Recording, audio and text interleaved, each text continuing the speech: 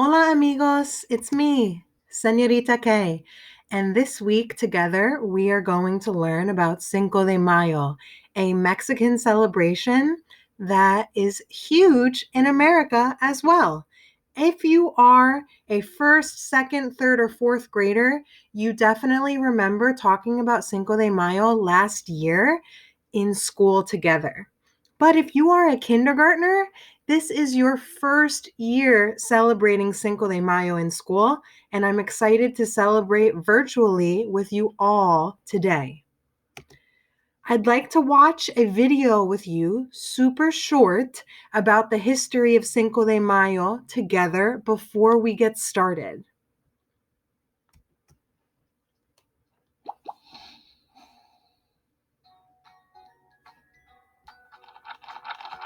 Cinco de Mayo in English means the 5th of May. That's the day in 1862 when the Mexican army won a surprising victory over the French at the Battle of Puebla. They were outnumbered nearly 2-1. Many people think Cinco de Mayo celebrates Mexican independence, but that's not actually true. Mexico had been independent from Spain since 1810, but was unable to pay its debts to Europe. France saw an opportunity to move in and claim territory. 6,000 French troops set out to attack Puebla, a small town in eastern Mexico. But an underdog force of about 2,000 loyal Mexicans defeated them. Their heroism was a source of great pride for the people of Mexico. Today, Cinco de Mayo is celebrated more in the U.S. than it is in Mexico, especially in areas with large Mexican-American populations, like Los Angeles and Chicago.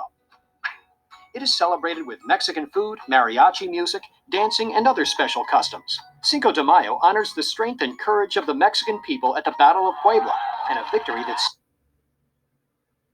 So, they mentioned special customs when people celebrate Cinco de Mayo. One of the special customs is called Papel Picado, which means chopped paper. It's just paper that's been chopped up in a really beautiful way. You might recognize Papel Picado from a Disney movie called Coco. In the beginning credits, during the movie, and at the end of the movie, they have papel picado hanging from strings in the sky to let you know all the people who made the movie. It's absolutely beautiful, and I hope that you recognize it from this amazing movie. If you haven't seen Coco yet, by the way, I really recommend it while you're home with your families right now. It's fantastic, and it totally counts for credit for world language if you watch. Have someone email me, and I will give you a bonus. So, papel picado is one of my favorite things to make with you in school. I bought so much tissue paper with all these different colors, and I was so excited to make it with you. But unfortunately, we have to celebrate virtually this year. So, I thought that maybe, just maybe, if I teach you how to make papel picado here, you could find some paper and scissors at home and make your own. Next is a super quick video on how to make papel picado, and then you'll hear a little bit more from me.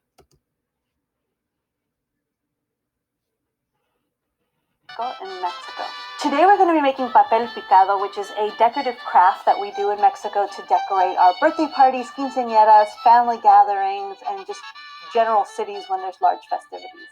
The first time I made papel picado, I was probably kindergarten age, and it's a crafts project that we would do in my classroom or at home with my grandmother, and the idea is just that it occupied my time. I would equate it to when you were in elementary school, you used scissors and tissue paper to cut out snowflakes during the winter time. So a lot of the cuts and designs that you're making without really knowing how they're going to unfold, literally. So have fun with it. Understand that it doesn't need to be perfect. That's not necessary. We're just going to have fun with it at home.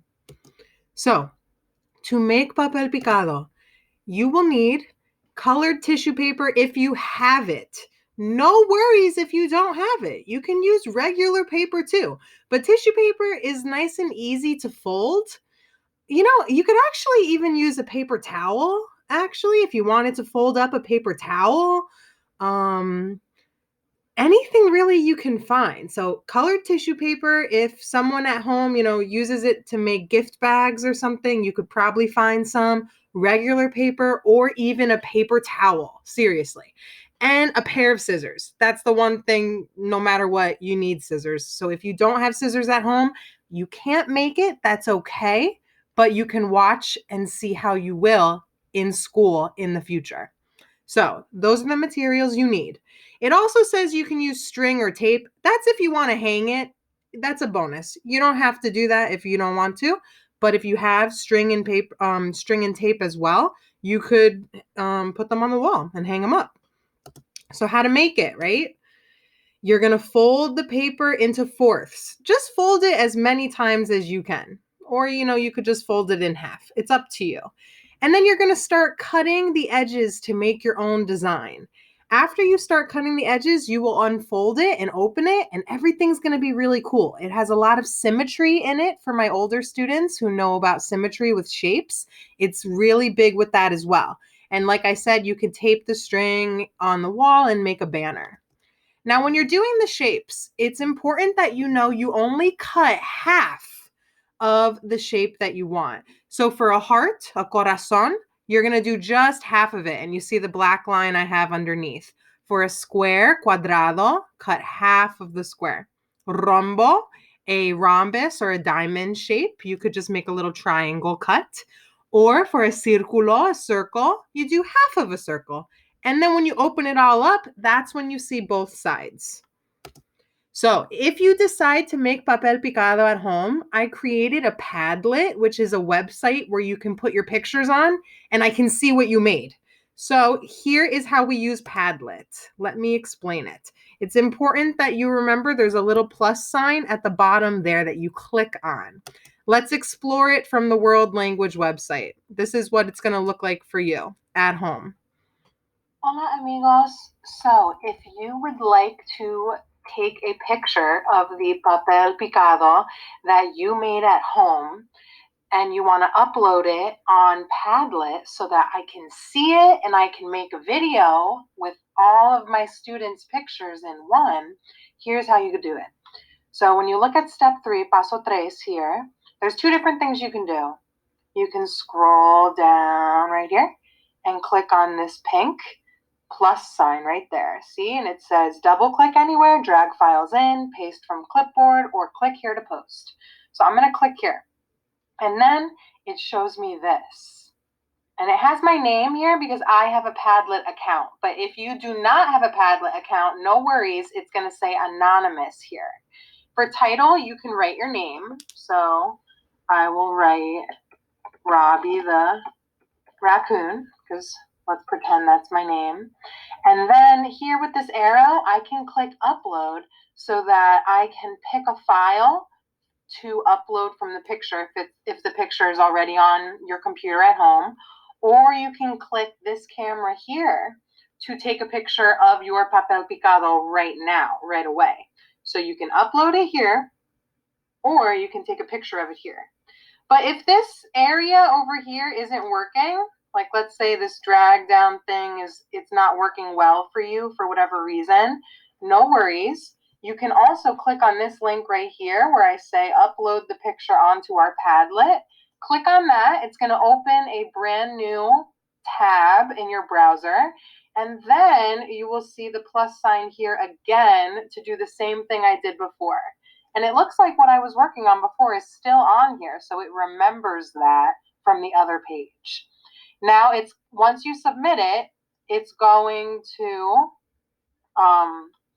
tell you that it needs my approval. So that means no one else is going to see your pictures until I approve them. You do not need to be in your picture at all. I just want to see what you created at home. And remember, you don't actually need tissue paper if you don't have any. Regular paper can work too. So I think if you have paper or tissue paper and scissors at home, you can absolutely do this activity. And I'm so excited to see what you made on Padlet here. Adios, amigos.